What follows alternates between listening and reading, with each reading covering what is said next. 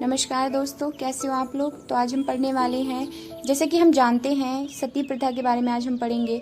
But हमें एक बात ये भी ध्यान में रखनी है कि भारतीय समाज में अगर हम पढ़ते हैं तो हमें बहुत सारी चीज़ें पता चलती हैं। कास्ट सिस्टम के बारे में पता चलता है, विडो जो की होती थी उनको दूसरी शादी नहीं करने दिया जाता था, इसके बारे में भी पता है। तो ऐसी बहुत सारी प्रथाएँ हैं जिनके बारे में हमें पता है। बट सती प्रथा जो है उसके बारे में हमने कहीं ना कहीं से सुना है, बट एक्चुअल जो फैक्चुअल इन्फॉर्मेशंस होती हैं, क्या एक्चुअल में इसका ओरिजिन के क्या कारण थे, तो उसके बारे में एक ध्यान लेते हैं। एक तो स्टोरी है जो कि हिंदुज़म में भी मिलती है। उसमें बताया जाता है कि जो सती माता होती हैं, शिव जी की पत्नी, जब वो अपने पिता दक्ष के पास जाती हैं तो उनके जो पिता दक्ष होते हैं वो यज्ञ करवा रहे होते हैं। तो जब वो यज्ञ करवा रहे होते तो माता जो सती होती है वो पूछती है कि आपने मेरे जो पति थे उनको, शिव जी को, उनको क्यों नहीं इनवाइट किया। तो जो उनके पिता होते हैं वो बहुत गलत गलत बोलते हैं किनके बारे में, शिव जी के बारे में। तो ये जो बात होती है वो सती माता को बहुत ज़्यादा उनको बुरा लगता है इस चीज़ को सुनने से, और वो चाहती थी कि जो यज्ञ उन्होंने करवाया है, वो जो यज्ञ उन्होंने करवाया है उसका फल उनको ना मिले। क्योंकि उन्होंने उनके पति को लेके बहुत ज़्यादा अपशब्द बोले थे। तो इससे क्या होता है, फिर वो क्या होती है, माता जो होती है वो यज्ञ में बैठ जाती हैं। और उसके बाद क्या होता है, जब वो यज्ञ में बैठती हैं तो उनका जो शरीर होता है पूरा, वो उसमें क्या होता है कि आग लग जाती है। एंड उससे क्या होता है कि वो तो होती हैं देवी, तो उनको उस शरीर का अगर उन्होंने त्याग भी दिया तो भी उनको जो होता है तो उनका नया जन्म हो जाता है। किस रूप में होता है, पार्वती माता के रूप में। और जो उन्होंने सेक्रीफाइस किया था उसको जो होता है उसको रिकॉग्नाइज करते हैं, शिव जी करते हैं। उनको बहुत दुख भी होता है कि सती माता ने इस तरह से अपना देह होता है वो त्याग देती हैं इतनी पेनफुल स्थिति में। बट उसके बाद फिर उनका जो पार्वती माता के रूप में जन्म होता है तो आप देखते कि कितना ज़्यादा उनको सम्मान है, कितनी सारी चीज़ें जो होती हैं उनको मिलती है, उनको संग मिलता है शिव जी का। तो ये प्रथा जो है वो सोसाइटी में भी एक ये कहानी थी जो मैंने आपको बता दी। सेकेंड, अगर हम फैक्ट्स की बात करें जिनका मेंशन हमारे हिस्ट्री बुक्स में भी है, तो वो है वॉरियर्स के बारे में। ये बताया जाता है कि जो क्षत्रिय वॉरियर्स होते थे जिनका काम था कि लड़ाई करना। तो आपको जानते हैं कि हिस्ट्री जो इंडिया की रही है उसमें मुगल्स भी थे, उसमें बहुत सारे मुगल्स रूलर थे जो कि बहुत ज़्यादा ब्रूटल थे, इतनी ब्रूटैलिटी से किसी का मर्डर करते थे। एंड जब मर्डर कर देती थी राजाओं को तो उनकी रानियों के साथ बहुत ज़्यादा इनह्यूमन बिहेवियर करते थे। तो ये सारे बिहेवियर जो होती थी वो रानियां नहीं चाहती थी कि उनके जो पति हैं उनके अतिरिक्त हटके कोई भी इंसान जो है वो उनके साथ जाए, उनको अपना पति माने या फिर उनके जाके उनके महल में रहें। ठीक है, तो ये सारी जो चीज़ें थी ये कंसिडर की जाती थी। तो इसके बाद फिर रानियां क्या करने लगी, जौहर। आपने पद्मावत जो मूवी थी उसमें भी आप देख सकते हैं कि जो खिलजी होता है उसको जो जब उनको मार देता है राजा को, तो फिर जो रानियां होती हैं वो जाके जौहर करती हैं, अपने आप को पूरी तरह से अपने शरीर को नष्ट कर देती हैं।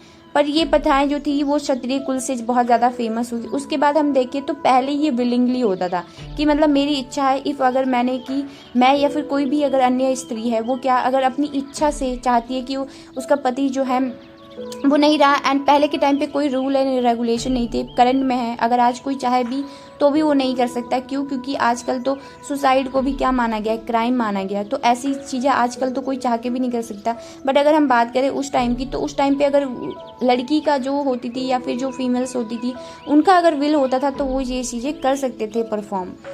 लेकिन जब हमारे जो थे जो हमारे रिफॉर्मर थे, सोशल रिफॉर्मर, जिनका नाम था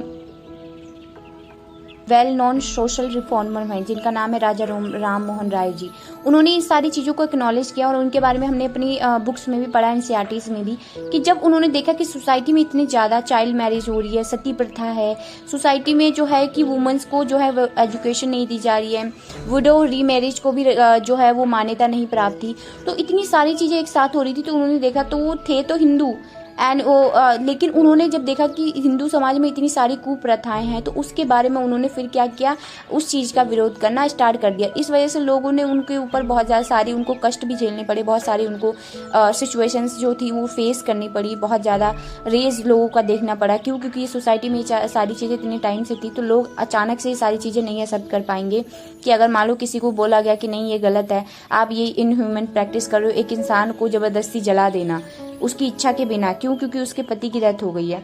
तो ये सारी चीज़ों को उन्होंने विरोध किया, निंदा करी इस चीज़ की कड़ी, तो लोगों का विरोध भी उन्होंने बहुत देखा। बट जब 1828 में लॉर्ड विलियम बेंटिक आते हैं तो वो क्या करते हैं, वो देखते हैं कि सोसाइटी में तो बहुत ज़्यादा ये जो है प्रथाएं वगैरह जो हैं वो धर्म को लेके बहुत ज़्यादा मिस इंटरप्रिटेट कर रखा है और बहुत गलत गलत चीज़ें जो हैं वो लोगों को लेके सोसाइटी में फैली हुई हैं। तो वो इस चीज़ को लेके इस चीज़ को विरोध करते हैं और किसके साथ वो कोलैबोरेशन करते हैं, किसके साथ वो इन सब चीज़ों को समझने का प्रयास करते हैं, वो करते हैं राजा राम मोहन राय के साथ। और फिर आगे हम देखते हैं कि जब सती प्रथा होती है, इनके एफर्ट्स के कारण ही इसको इंडिया में जो है वो अबॉलिश किया जाता है।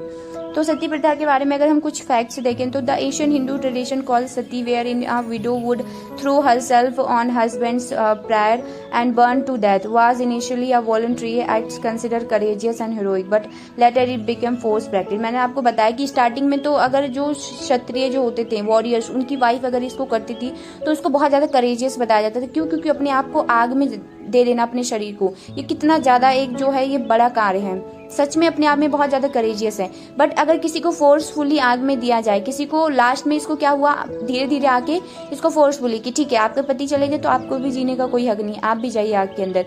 तो ये इंडिया के अंदर ये बहुत ज्यादा हो गया। ठीक है, जब ये चीजें इस लेवल की बढ़ी तो इसी को क्या कहा जाने लगा, इसी को ही क्या एक डार्क हिस्ट्री कहा जाने लगा। पहले ये डार्क हिस्ट्री नहीं थी, क्योंकि पहले ये चीजें विलिंगली हो रही थी, लेकिन अगर आजकल हम देखें तो पूरी तरह से ही बैन है, ना तो विल है ना तो फोर्स है।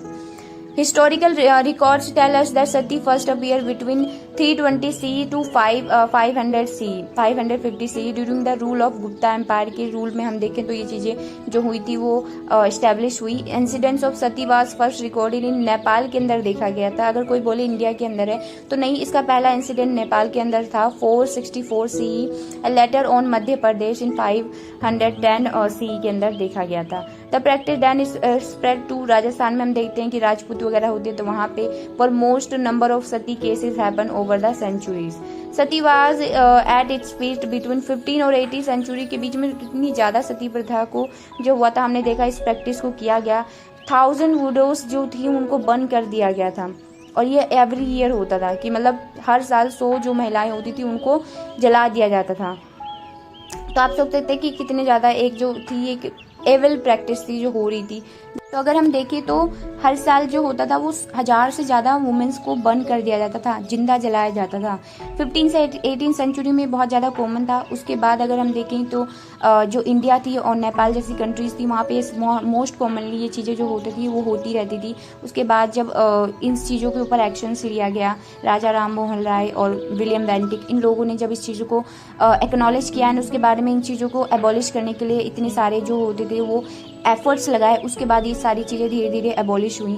इनका क्या टाइम पीरियड था, क्या क्या एक्शंस लिए गए, क्या क्या इंडिया में करंट में इसको लेके क्या क्या प्रोविजंस है, क्या कॉन्स्टिट्यूशन में कुछ दिया हुआ है, तो उन सब के ऊपर मैं डिटेल वीडियो बनाऊंगी। आप लोगों को अगर ये वीडियो अच्छी लगी हो तो लाइक करें और मेरे चैनल से अगर जुड़ना है ऐसी इंफॉर्मेटिव वीडियोज़ के लिए तो मेरे चैनल को सब्सक्राइब भी कर सकते हैं। अगर कुछ कॉमेंट्स कुछ समझ नहीं आया हो तो आप कॉमेंट्स कर सकते हैं और मिलती हूँ नेक्स्ट वीडियो में। तब तक के लिए सब लोग अपना ध्यान रखिए। जय हिंद।